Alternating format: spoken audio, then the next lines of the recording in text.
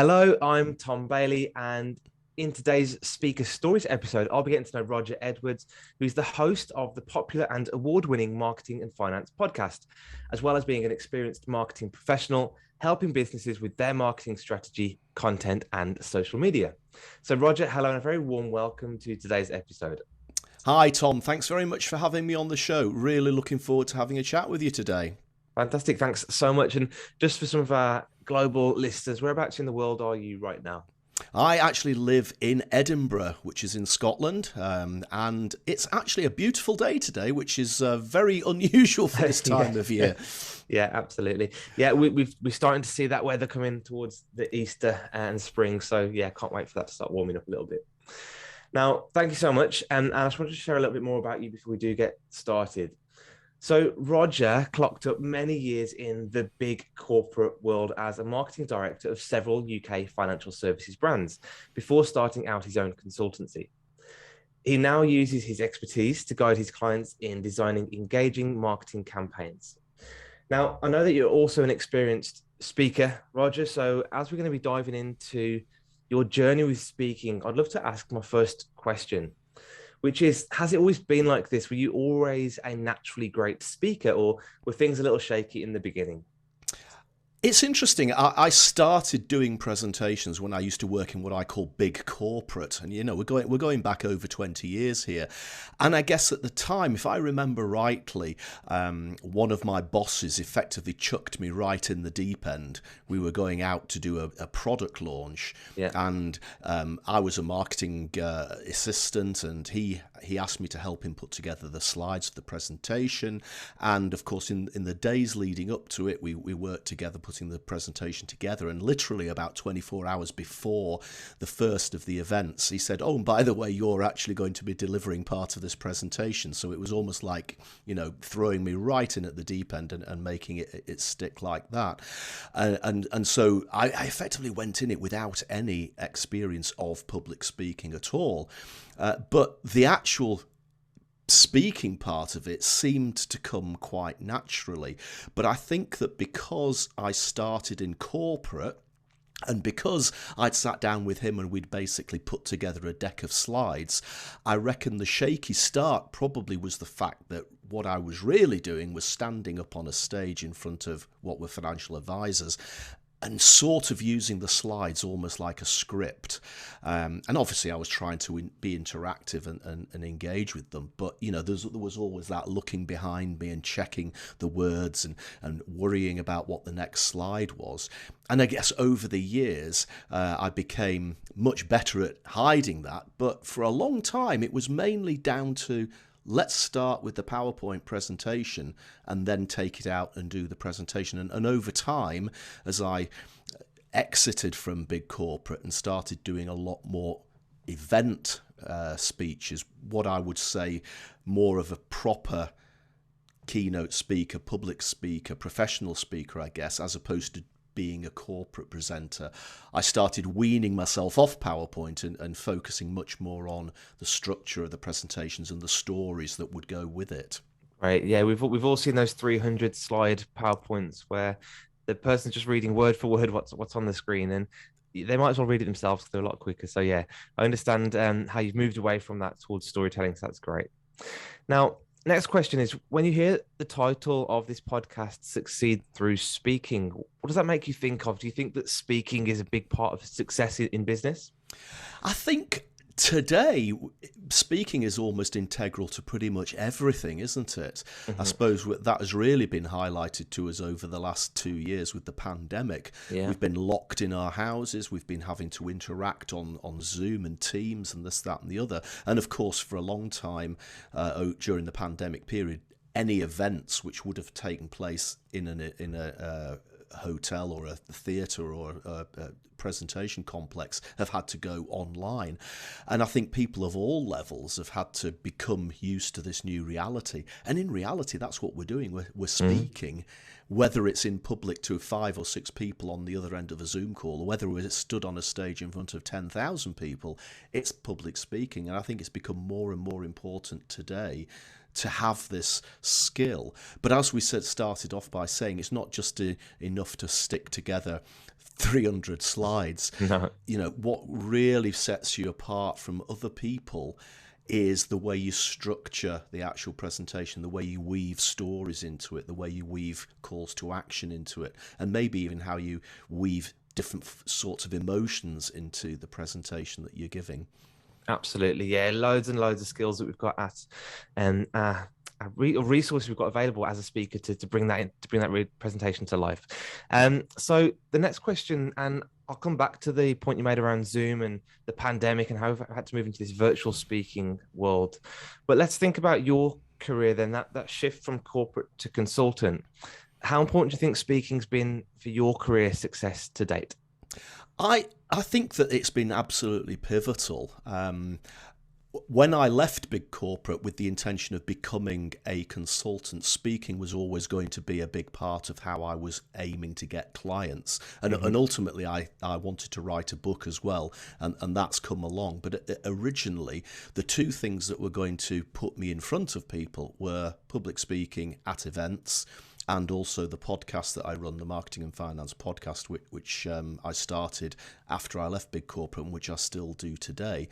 And it's still the fact that the majority of the business that I get comes from people who've either watched the podcast or people who've seen me present at events. Again, admittedly, over the last couple of years with the pandemic, that's been a bit different because all the events that I've spoken at have been online. And I don't care what anybody says, you can do a good presentation online, you can adapt it, you can make sure that it's still engaging, but I don't believe that unless you're in a real room with real people to have that proper interaction, I don't think you get as many opportunities to follow up after the event over coffee or over a beer or a glass of wine after the event. So it has changed a little bit, but it's always been the main plank of what I wanted to do. And I did have to change, as I said, the approach. I had to become a better real speaker as opposed to, I would say, a corporate PowerPoint presentation reader. And therefore, I made sure I went on quite a lot of training courses. I studied how other speakers put together their presentations, different TED Talks, that sort of thing, speakers that I admired, and started to work on my own style. And it's interesting, just before I left big corporate, I was presenting at what I would call like a round robin corporate event, and the idea was that at this event there was all sorts of different breakout rooms, and each breakout room probably held about 30 seats for 30 delegates. And the idea was that during the day, more people, probably about 300 or 400, would rotate around these rooms. And effectively, I would have to do the same presentation. There was about 7 times during the day. And literally, as I was about to start the first of 7 of these presentations, the bulb and the projector exploded. There was a great big puff of smoke, and I'm surprised it didn't set the fire alarms off in this hotel. But unfortunately, or fortunately, I guess as it might have turned out, the organisers of the event didn't have a spare bulb. And I didn't have a spare bulb. So there I was, just about to start doing this presentation, and that I suddenly didn't have access to my 300 PowerPoint slides. Literally had to use the flip chart. And of course, that was almost like a revelation, because being put right in it at that moment, I managed to rescue it, do the presentation, probably more engaging than had I had the slides. And of course I had to do it 7 times over the rest of that day, and that was a sort of turning point. Right. And ever since then, PowerPoint is always the last thing that I look at when I put together a speech, and the slides I do put together tend to be very simple pictures or just 1 or 2 words, and that was how I changed my style to support the speaking business and the consultancy business. Yeah, and you made a great point there. Things can go wrong in speaking, and I haven't talked about my backstory too much, but I had a big fear of public speaking, social anxiety, and I know a lot of people listening here are probably at the very start of their journey, wondering if they'll ever be able to stand up on stage and speak. And I think one of the main things that holds them back is that fear of what could go wrong. And so technology will go wrong. We just know it'll happen. People will walk out the room. It'll happen.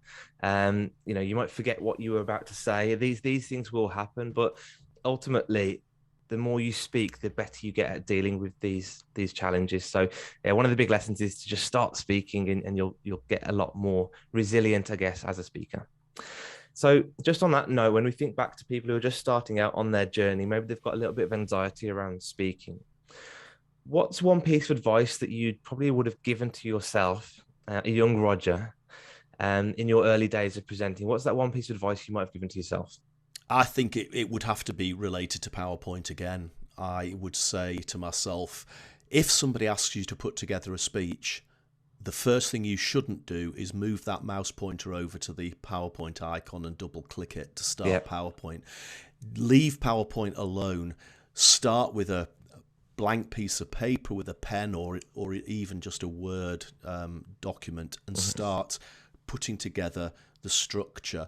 And you've really got to think about it as more than just delivery. You've actually got to structure the presentation itself. So obviously talk to the organisers of the event, whether it's a massive event or whether it's just a local thing for a few people.